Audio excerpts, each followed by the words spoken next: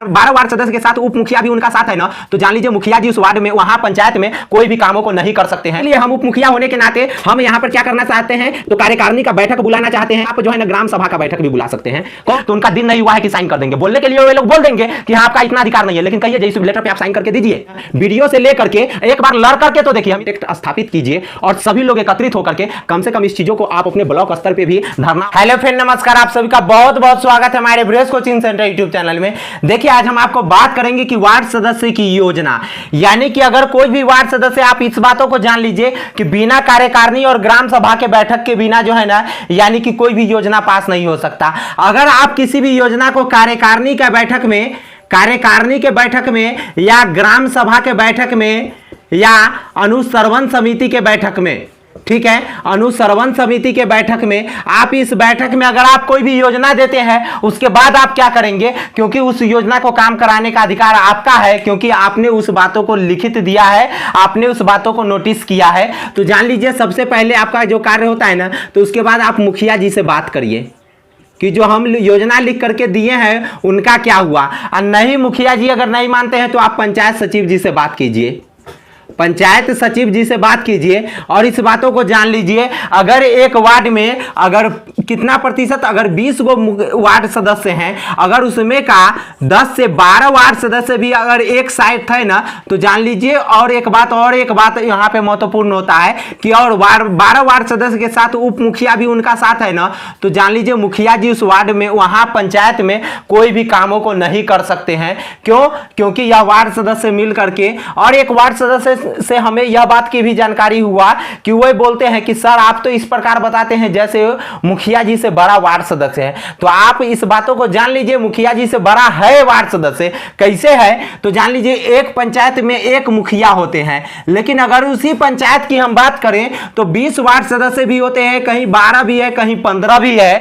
तो इससे कैसे नहीं बड़ा है? संख्या में अगर भारी है तो डॉक्टर राम मनोहर लोहिया जी का कहना है, जिसकी संख्या जितनी भारी उसकी उतनी हो हिस्सेदारी। तो जान लीजिए अगर इनकी संख्या इतनी बड़ी भारी है तो इनकी उतनी ही बड़ी हिस्सेदारी भी होना चाहिए। लेकिन सबसे पहले इसकी हिस्सेदारी पर ये लड़ेंगे। तो अगर एक वार्ड में, अगर एक पंचायत में अगर 20 वार्ड सदस्य है, उसमें से 10 या 12 वार्ड सदस्य के साथ उप मुखिया भी अगर वार्ड सदस्य के मुखिया जी के विपक्ष में है ना, तो जान लीजिए वहां के काम नहीं होने देंगे। अगर जान लीजिए वहां के अगर कार्यकारिणी, ग्राम सभा या अनुश्रवण समिति के बैठक कराए बिना अगर मुखिया जी किसी भी प्रकार का योजना का काम करते हैं ना, तो जान लीजिए वहां के उप मुखिया जी है ना, दोबारा दिन लग ले वहां के पंचायत सचिव जी को कॉल करें, वहां के पंचायत सचिव जी को कॉल कीजिए। और पंचायत सचिव जी को कॉल करने के बाद आप बोलिए कि देखिए हमारे यहाँ जो है ना, अभी तक ग्राम सभा, कार्यकारिणी या अनुश्रवण समिति का बैठक पिछले 2 महीना से नहीं हुआ है,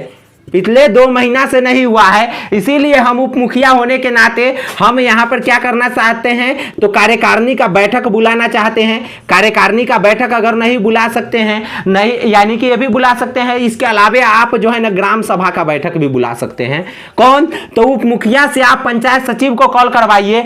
कम से कम यहाँ के जितना आपके यहाँ वार्ड सदस्य उससे ज्यादा, यानी कि एक भी ज्यादा रहे तो भी चलेगा, 2 ज्यादा रहे तो भी चलेगा, उतना ज्यादा वार्ड सदस्य होना चाहिए। तब आप पंचायत सचिव जी से कॉल कीजिए। और ये बात जान लीजिए, पंचायत सचिव जी कहेंगे यह अधिकार आपका नहीं है, तो कहिए जो इस बातों को आपको हमको लिख करके देना पड़ेगा। हम आपको लिख करके देते हैं कि हम ग्राम सभा की बैठक करना चाहते हैं, क्योंकि मुखिया जी पिछले 2 महीनों से नहीं कर रहे हैं, इसलिए आप हमको उस बात पर साइन करके दीजिए कि हाँ इतना अधिकार आपका नहीं है। जान लीजिए जब इतना बात आप उनसे पूछिए तो उनका दिन नहीं हुआ है कि साइन कर देंगे, बोलने के लिए वे लोग बोल देंगे कि हाँ आपका इतना अधिकार नहीं है, लेकिन कहिए जैसे लेटर पे आप साइन करके दीजिए, तब हम मान लेंगे कि वो जो बोलेंगे सो सही है। और जान लीजिए आप कार्यकारिणी या ग्राम सभा के बैठक बुलाइए और उसमें जो मुखिया जी आपके बिना बुलाए हुए जो भी काम किए हैं ना, उस सारा काम का लिस्ट पंचायत सचिव जी से पूछिए। और लिस्ट अगर पंचायत सचिव जी नहीं बता सके तो कार्यपालक पदाधिकारी से पूछिए।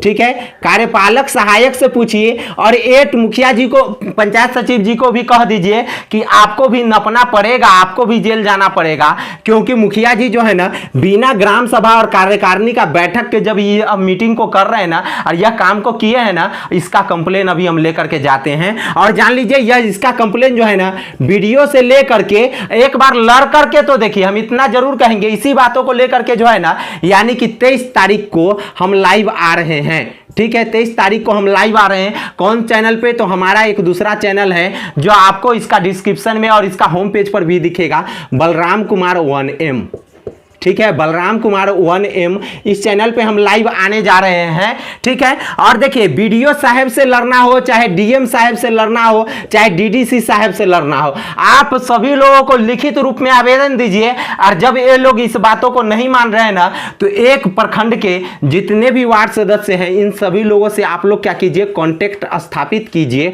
और सभी लोग एकत्रित होकर के कम से कम इस चीजों को आप अपने ब्लॉक स्तर पे भी धरना और आंदोलन करने का काम, धरना देने का काम कीजिए। नहीं धरना दे सकते हैं तो ज्यादा से ज्यादा संख्या में जाकर के डीएम साहब से मिलिए एक बार। डीएम साहब जब ये देखेंगे कि आपकी जनसंख्या भारी है ना, उसी वक्त में जान लीजिए डीएम साहब एक्शन जरूर लेंगे। ऐसा नहीं है कि एक्शन नहीं लेंगे, डीएम साहब के पास, डीडीसी साहब के पास जरूर जाइए। और जब नहीं माने ना तो उसी लेटर को जिसमें आप लिखिएगा कि बिना यानी कि क्या चीज के, बिना अनुदेश के, बिना ग्राम सभा के, बिना कार्यकारिणी का, बिना अनुश्रवण समिति के बैठक कराए हुए मुखिया जी कोई भी काम करवा रहे हैं, तो जान लीजिए इसका जब ये लोक शिकायत पे डालिएगा ना, तो लोक शिकायत पे डालिएगा तो वहां पे आपको डेट आएगा, लोक शिकायत में आपको डेट आएगा, उस डेट पे जाइएगा और फिर वहां पर इस बातों पे बात कीजिएगा कि अभी तक जो है ना ये मुखिया जी नहीं काम कर रहे हैं और जब हम काम करना चाह रहे हैं। और इतने भ्रष्टाचार योजना भी चलाए हैं जिसमें पंचायत सचिव भी संलिप्त है। अगर ये नहीं साथ देते हैं तो, अगर साथ देते हैं तो कोई बात नहीं। और इस बातों को आप करके देखिए और फिर आप देखिए कि किस प्रकार से तहलका उठता है। बिहार के A to Z पंचायत में इस प्रकार तहलका उठेगा और तब जान लीजिए ऐसा एक भी मुखिया जी नहीं मिलेंगे आपको जो बिना वार्ड सदस्य के साथ लेकर के चलेंगे। और ऐसा एक भी मुखिया जी नहीं मिलेंगे कि पंचायत के कोई वार्ड सदस्य के अपने साथ रख रहे हैं उनको भी साथ नहीं दे रहे हैं। कैसे कि कोई भी मुखिया जी अगर वार्ड सदस्य को साथ में रखते भी है ना, तो क्या करते हैं, उनको लेकर के ब्लॉक तो जाते हैं, यानी कि प्रखंड उनको लेकर के पहुंच जाते हैं, लेकिन उनको जो है ना यानी कि ब्लॉक के गेटे पर छोड़ देते हैं। कहते हैं कि अगर बीडीओ साहब से मिलना हो, चाहे किसी भी यानी कि पंचायत के पदाधिकारी से भी मिलना हो, चाहे पंचायत के वो जो यानी कि बीपीआरओ शहर से भी मिलना हो ना, तो वे अकेले मिलने जाते हैं, क्योंकि वहां पर जाएंगे तो वार्ड सदस्य के हकमारी पे भी तो इनको बात करना है ना। तो हकमारी पर जब एक वार्ड सदस्य रहेंगे तो उनके माइंड में कुछ सोच आने लगेगा, तो जब सोच आने लगेगा तो वो भी सोचने लगेंगे, इसीलिए इनको गेटे पर छोड़ देंगे। ऐसे मुखिया जी से लड़ने की जरूरत है। धन्यवाद, फिर मिलेंगे नेक्स्ट वीडियो में, तब तक के लिए जय हिंद, बाय बाय। वीडियो अच्छा लगा होगा तो जरूर लाइक कर दिएगा, चैनल को सब्सक्राइब करके इतना शेयर कर दीजिए ताकि बिहार के 1,14,691 वार्ड सदस्यों को ये वीडियो पहुंच जाए। धन्यवाद।